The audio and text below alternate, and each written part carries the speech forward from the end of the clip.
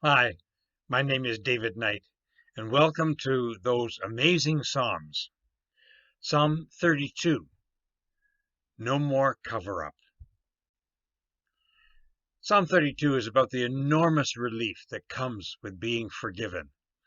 Oh, the joy of those whose transgressions are forgiven. Do you hear that gladness and elation? It isn't enough to say, oh, the joy of those whose sins are forgiven. It reinforces it by adding, and whose sins are covered. And then in the next verse, it does it over again. Yes, what joy for those whose sins the Lord does not count against them, and in whose spirit there is no deceit.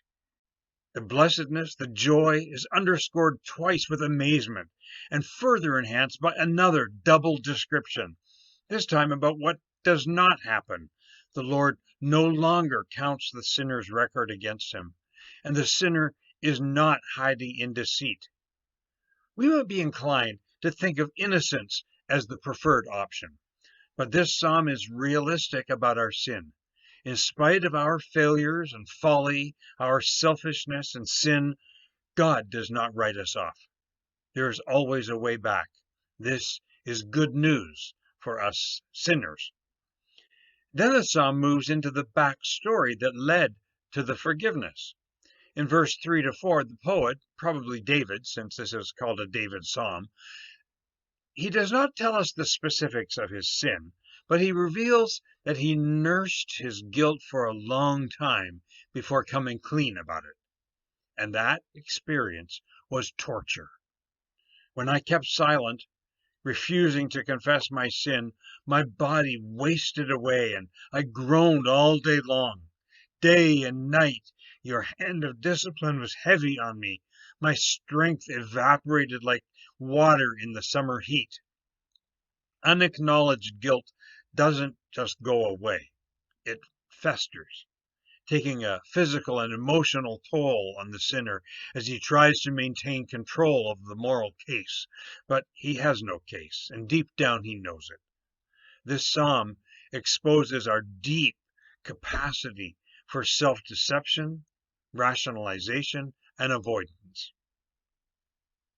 Last year I read Dostoevsky's Crime and Punishment, which in a similar way explores the power of unconfessed guilt. An impoverished law student named Raskolnikov murders a mean-spirited old woman. But the real focus of the novel is not on the crime or the eventual punishment, but on the guilt that torments the young murderer. As I followed his tortured soul around St. Petersburg for 440 pages, I kept seeing glimpses of my own strategies and tendencies to gloss over and rationalize my sins. Our poet David recognizes that he is not just victim of an overly obsessive psyche, but that God's severe mercy is working on him.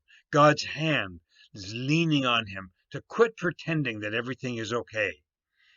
He is out of kilter with God, with himself, and with the whole of creation.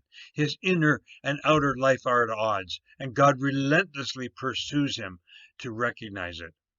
Verse 5 is the turning point in the story. Breaking his long silence, David acknowledges his sin. He ends his cover-up by saying, I will confess my sin to the Lord. He comes clean to himself and to the world and to God. And that's when forgiveness happens. You forgave the guilt of my sin, he says with relief. God resolves the tension by forgiving the debt and carrying away the burden. On Monday mornings, when I put my trash at the curb, the garbage collector picks it up and carries it away. Psalm 103 says, as far as the east is from the west, that's how far God removes our transgressions from us. What a relief! What a transformation! In the following verses, David urges his community to learn from his experience. He knows that we all have this problem of sin and instinctive self-justification. So he urges us to pray to God in light of the rising floodwaters. which is biblical imagery for the waters of chaos. Refusing to deal with our sin is like inviting chaos to flood our lives. But confession holds back that chaos and restores order. Instead of being a punitive judge, David sees God as his hiding place. If I quit hiding my sin, God will hide me. He will protect me and even celebrate with me, surrounding me with songs of deliverance. Maybe this is why Jesus said that there is rejoicing in heaven over one sinner who repents. And the joy of heaven spills over into the heart of the one who finds the courage to confess. Forgiveness releases a fountain of joy. The last stanza invites us to take this story to heart and to learn from it. It tells us that we always have a choice. We can be wise learners or stubborn mules. We have a choice, but only one way leads to freedom and joy. So the psalm concludes by inviting us into joy. Rejoice in the Lord and be glad, all you who obey him. Shout for joy, all you whose hearts are pure. By embracing the joy of heaven, affirming God's full and gracious acquittal of us, we sinners are at last able to forgive ourselves. And that's really good news. Take care.